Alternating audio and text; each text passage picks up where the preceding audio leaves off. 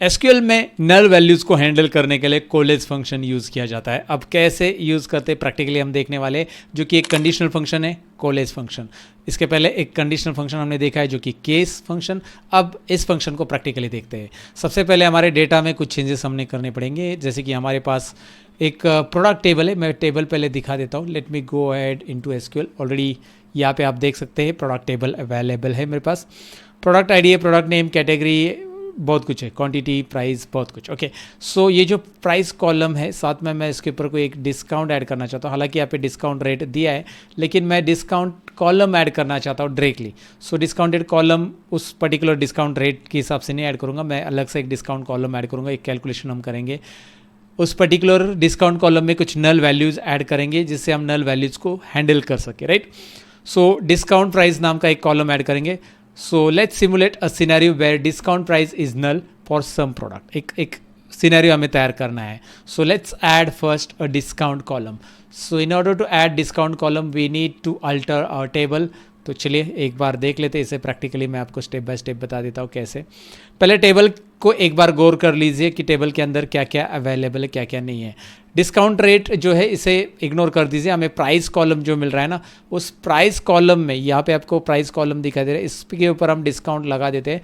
और कुछ ऐसे प्रोडक्ट है जिस पे हम डिस्काउंट नहीं लगाते, जैसे ये प्रोडक्ट, आप पहले दो प्रोडक्ट ले लो, लैपटॉप और डिस्काउंट, लैपटॉप और डेस्क। ऐसा एग्जाम्पल ले लो कि लैपटॉप और डेस्क जो प्रोडक्ट है हमारा, उस पर हम डिस्काउंट नहीं लगाते, बाकी सब पे डिस्काउंट लगाते हैं। चलो ठीक है, ऐसा कुछ करते हैं।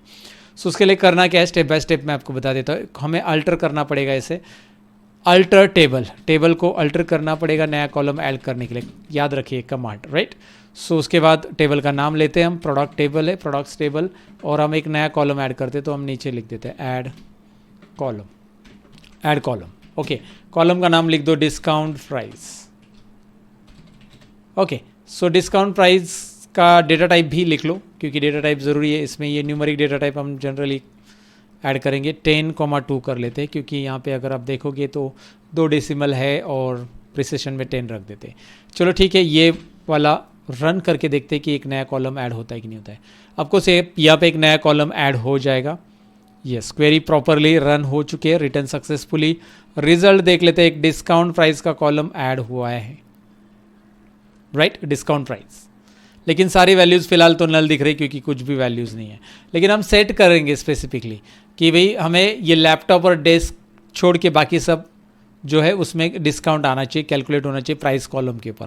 प्राइस कॉलम पे हम कैलकुलेट करेंगे। यहाँ पे दिए हुआ डिस्काउंट रेट को इग्नोर करो, मैंने कहा है। हम कुछ और अमाउंट ऐड कर देंगे, क्योंकि यहाँ पे सबके लिए डिस्काउंट दिया गया है।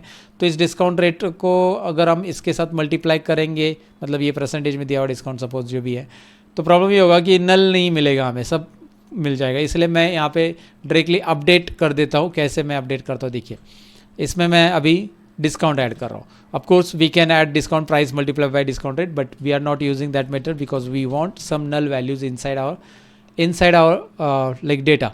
तो इसके लिए मैं कर रहा हूँ अपडेट प्रोडक्ट्स, ये वाला कमांड। उसके बाद हम अपडेट करेंगे तो सेट लिखेंगे और सेट करेंगे डिस्काउंट प्राइस को। डिस्काउंट प्राइस इस कॉलम को थोड़ा सा, ये discount price is equal to कर लेते हैं।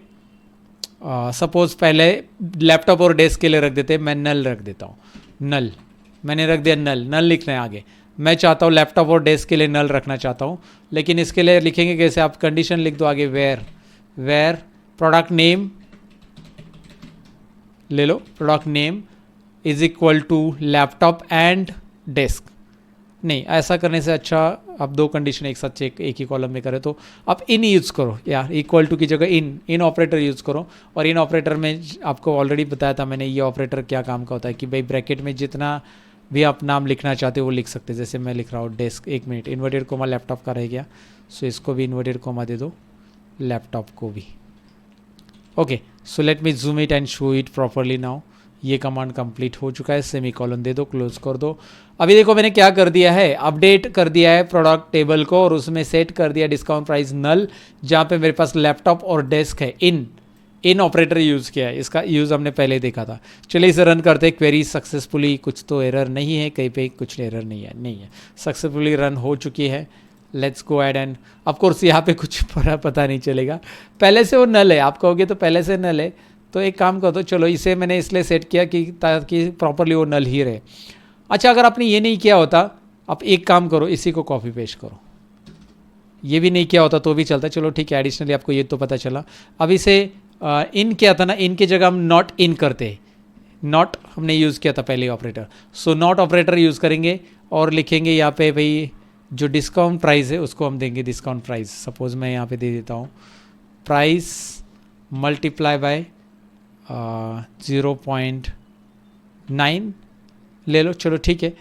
0.9 से क्या किया मैंने, ये डिस्काउंट कितना परसेंटेज दे दिया, कोई बता सकता है अभी कितना परसेंटेज दे दिया डिस्काउंट? 90% नहीं, राइट। 0.9 मतलब 90% सबको पता है, बट डिस्काउंट 90% नहीं दिया है, डिस्काउंट 10% दिया है। मैं निकाल रहा हूँ discount price, so discount price निकाल रहा हूँ, तो प्राइस जो है उसमें मैंने 0.9 मल्टीप्लाई किया, यानी 90% निकाला, तो 90% प्राइस निकाली मैंने। सो प्राइस की 90% प्राइस मुझे मिल जाएगी ताकि 10% डिस्काउंट मैं दे सकूँ। तो ये 10% डिस्काउंट याद रखिए, 0.9 का मतलब 10% डिस्काउंट। मुझे 20% लेना है तो मैं 0.8 मतलब 80% से मल्टीप्लाई करूँगा। सिंपल सा यार, रिवर्स लॉजिक, राइट। तो ये लॉजिक आपको क्लियर हो चुका होगा। अब यहाँ पे इसे रन कर देते हैं, राइट। तो अब ये रन हो चुका है, अब इसे रन करते हैं। अब देखिए ज़रा, ये पहले 2 प्रोडक्ट जो है ना उसको छोड़ के, लैपटॉप और डेस्क छोड़ के बाकी सबका डिस्काउंट आ चुका है। जैसे कि इस प्रोडक्ट को देख सकते हैं आप, ये इलेक्ट्रॉनिक्स 45,000 इसकी एक्चुअल प्राइस है, लेकिन इसमें 10% डिस्काउंट हो चुका है तो 40,000 हो गया, 5,000 डिस्काउंट आ गया, लगभग 5,000 मैं बोल रहा हूँ, क्योंकि 10% हो रहा है, मतलब 4,500 डिस्काउंट आ चुका है, तो 4,500 माइनस हो चुका है, 5,000 नहीं मतलब 4,500। अगर आप देखोगे यहाँ पे 12,000 है तो भाई 1,200 रुपये डिस्काउंट हो गया, तो 10,800, क्योंकि यहाँ पे 5% डिस्काउंट हो चुका है, सॉरी 5% डिस्काउंट, 10% डिस्काउंट हो चुका है, 5% नहीं, क्योंकि 12,000 के ऊपर 10% हो जाएगा 1,200, और 1,200 यहाँ पे आ जाएगा 10,800। तो अभी आपको दिख रहा है, और इन दोनों को नल ही है, हालांकि पहले से सारी चीज़ें नल थी। तो आप एक काम कर सकते हैं, एक मिनट जूमिंग ज़्यादा हो गया, आप एक काम कर सकते हैं कि भाई इसे रन करने की ज़रूरत नहीं है, इन ये वाला डायरेक्टली आप ये ट्राई करके देख लो, ये ट्राई करो, और वो दोनों नल वैसे भी रहेंगे क्योंकि उसमें पहले से वैल्यू नहीं थी। तो ये वाला रन मत करो, आप डायरेक्टली देख लो। एक बार हम चाहिए तो ट्रायल बेसिस पे भी कर लेते हैं, दोबारा इस कॉलम को डिलीट मार के। पहले अभी कॉलेज फंक्शन तो सीख लेते हैं क्योंकि हमारे पास नल आ गया। अब कॉलेज फंक्शन में क्या होगा, मैं क्या चाहता हूँ कि मैं चाहता हूँ सारे प्रोडक्ट की जो नई वाली डिस्काउंटेड प्राइस है वो दिखाना चाहता हूँ, सारे प्रोडक्ट की। लेकिन अगर मैं अभी ऐसा दिखाता हूँ, मैं अगर ऐसा लिखूँ सिलेक्ट, मैं यहाँ पे कॉलम नाम ले लेता हूँ, प्रोडक्ट नेम। ध्यान से देखिए, मैं कुछ चीज़ें एक्सप्लेन कर रहा हूँ, वो समझ लो आप कि मैंने जो चीज़ें की उसमें कॉलेज फंक्शन कहाँ पे यूज़ होगा।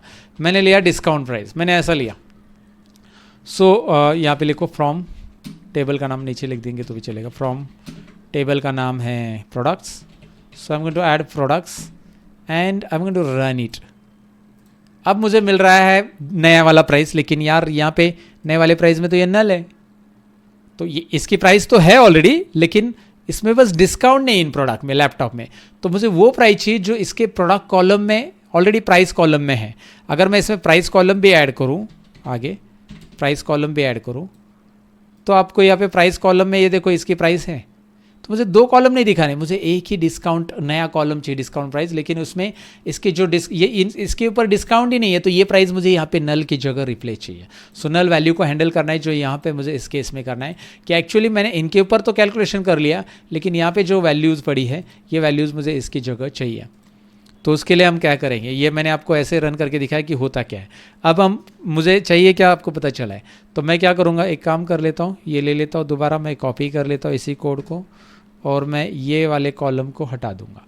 मैं बस प्रोडक्ट नेम लिखूंगा पहले, प्रोडक्ट नेम कॉलम के साथ मैं कॉलेज फंक्शन यूज़ करूँगा, कंडीशन यूज़ करूँगा यहाँ पे कि मैं चाहता क्या हो। कॉलेज का स्पेलिंग देख लीजिए कैसे, राइट, कॉलेज इस तरह से प्रोनाउंसिएशन इसका करना है, कॉलेज लिख देना है। ओके, उसके बाद डिस्काउंट में यहाँ पे लिखना है, मतलब पहले डिस्काउंट प्राइस लेना है, पहला आर्ग्यूमेंट रहेगा वो कॉलम जिसमें नल वैल्यूज़ है, और उसके बाद वो कॉलम जिसमें नल वैल्यूज़ नहीं है।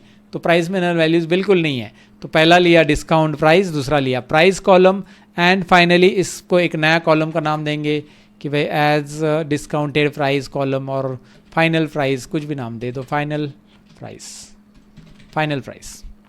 हो गया I think so, yes clear. Look at here now, college के अंदर पहला आर्ग्यूमेंट डिस्काउंट प्राइस यानी कि जो नल वैल्यूज है जिसमें, और दूसरा जिसमें नल वैल्यूज नहीं है। अब मैं नया कॉलम लेना चाहता हूं। अब मेरे पास दो कॉलम मुझे दिखाने पड़ते थे, मैंने आपको सिनेरियो बताया दिया, लेकिन अगर मैं कॉलेज फंक्शन यूज़ करूंगा तो मैं एक ही कॉलम में फाइनल प्राइस दिखा पाऊंगा, जिसमें मेरे पास लैपटॉप और डेस्क में नया ब्लैंक वैल्यूज़ थी, उनको मैंने हैंडल कर दी है इस कॉलेज फंक्शन की मदद से। और वो वैल्यूज़ वही आएगी जो विदाउट डिस्काउंट वाली ना, जो प्राइस में है, और बाकी सब में जो डिस्काउंटेड प्राइस वाली वैल्यू है वही आ जाएगी, राइट। डिस्काउंट प्राइस कॉलम में जो वैल्यूज़ है वही आ जाएगी, राइट।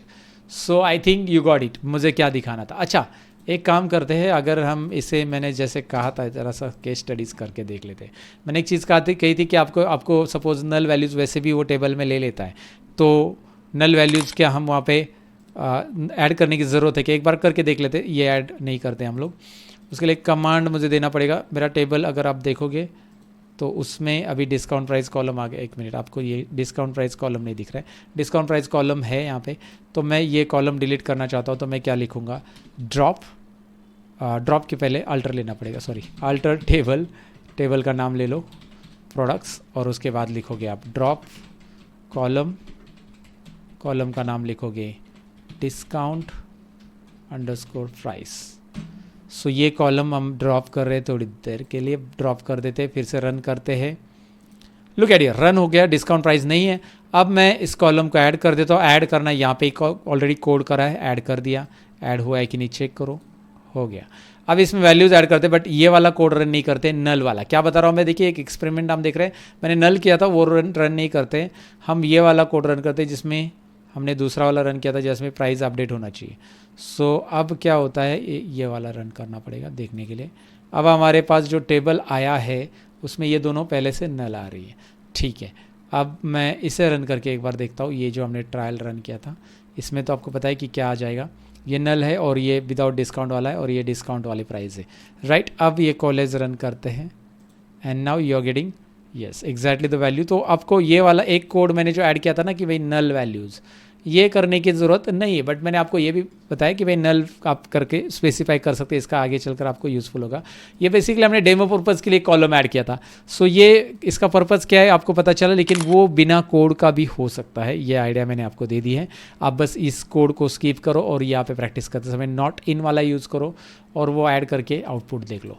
देखिए कोई भी फंक्शन जब आप कर रहे हो ना, तो जब भी सपोज कोई डाउट आता है, कोई क्लैरिटी आपको चाहिए उसके ऊपर, सो ट्राई इट अगेन। जैसे मैंने अभी आपको, मुझे क्लैरिटी चाहिए थी कि भाई अगर मैं उसको नहीं ऐड करूँगा तो भी वो नल वैसे भी है, तो अलग से मुझे नल करने की क्या ज़रूरत है, मैंने नल कर रहा था तो ज़रूरी नहीं था, हमने उसे रीचेक कर लिया एंड ऑफकोर्स हमने कुछ वहाँ पे देख लिया कि भाई यार वो नल वैल्यू वैसे भी कंसिडर कर रहा है। तो चलिए इस लेसन में जो चीजें आपने सीखी उसके ऊपर आप प्रैक्टिस जरूर करोगे और आपने कुछ चीजें नोट डाउन भी करके रखी होगी, तो उसे दोबारा पढ़ लेना। और साथ ही में अगर आप ये 30 डेज एसक्यूएल माइक्रो कोर्स का सर्टिफिकेट लेना चाहते हैं तो डिस्क्रिप्शन में एग्जाम की लिंक है, हर एक दिन का एग्जाम हम कंडक्ट करने वाले हैं, तो आज के दिन की भी एग्जाम की लिंक डिस्क्रिप्शन में, जरूर एग्जाम अटेंड कीजिए और आपका स्कोर मुझे कमेंट में लिख दीजिए, जो भी आपने स्कोर अचीव किया है। आप एग्जाम अटेंड करने के बाद जो भी स्कोर मिलता है वो कमेंट करना ना भूलिए। साथ ही में इस वीडियो को लाइक जरूर कीजिए, शेयर कीजिए अपने दोस्तों के साथ जिनको एसक्यूएल सीखना है, क्योंकि इतना डिटेल एसक्यूएल आपको शायद यूट्यूब पे मिलेगा, तो ये फ्री में मिल रहा है, तो अपने दोस्तों के साथ जरूर शेयर कीजिए और जरूर कमेंट में भी बताएं आज का सेशन, आज का लेसन कैसा लगा आपको। मिलते हैं नेक्स्ट लेसन के अंदर, तब तक के लिए अपना ख्याल रखिएगा, बाय बाय।